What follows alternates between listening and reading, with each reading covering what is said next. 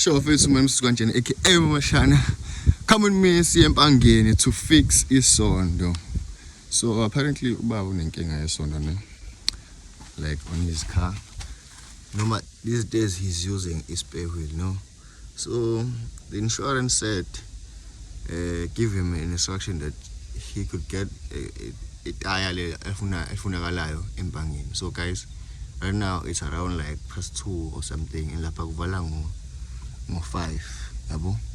So okay, wena nami you're coming with me, so like to empangeni, let's go. Ukudlula eFryhead sibheka uLundi kanje sesiyabuya eGoli kanje shuthi imoto eshaya amaphothula awuthuke yikho ke imoto yalimala isondo nerim yabo. So imoto bisihamba ngesipele ke lana ke sibheka empangeni solungisa leyo nto ke.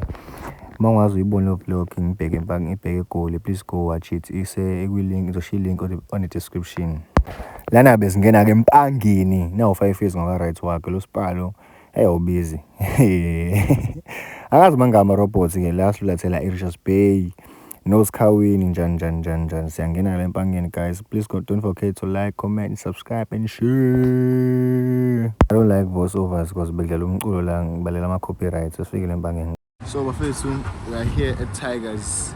You can see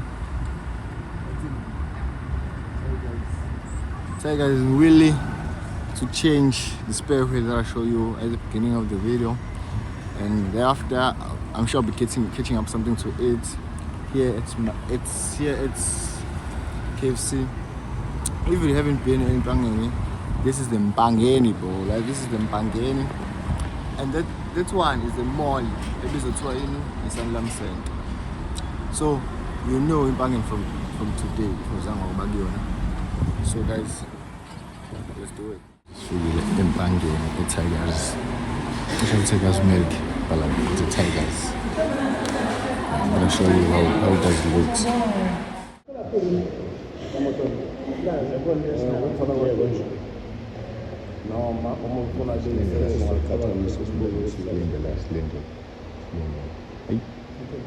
Marinunga now. Ikatholo.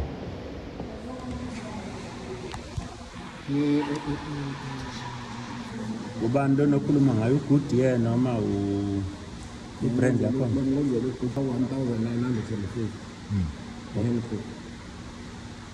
Okay. I Good Year. Hancock now 1,000 money. 1924. Okay. Ziphuma non-stop usimsana besihlale siyabuyela Yeah. But before say I wanna know ukuthi was 3,000 a good deal because sikhokhe 2,000 for itaya ne, and then zakhokha 8,000 for like ikulungisa rim. So I don't know that was a good deal or not. And imoto guys, let me tell you something about imoto akusikhona lo 3,000 lo ukhokha njalo ngenyanga, lo 5,000 ukhokha ngenyanga. Imoto that way ukhokha khona, it's where you start maintaining the car. And abazokutshela nto kwi-dealership ukuthi wara bakutshela you are qualified nje kuphela. So guys, be careful when you buy a car that will be able to afford, ozokwazi afford ukuthi uyi-maintain, uthenga upetroli, full tank, yonke leyo into leyo guys. That's very important to know whenever you're buying a car. Thank you so much for watching. Please don't forget to like, comment, and share.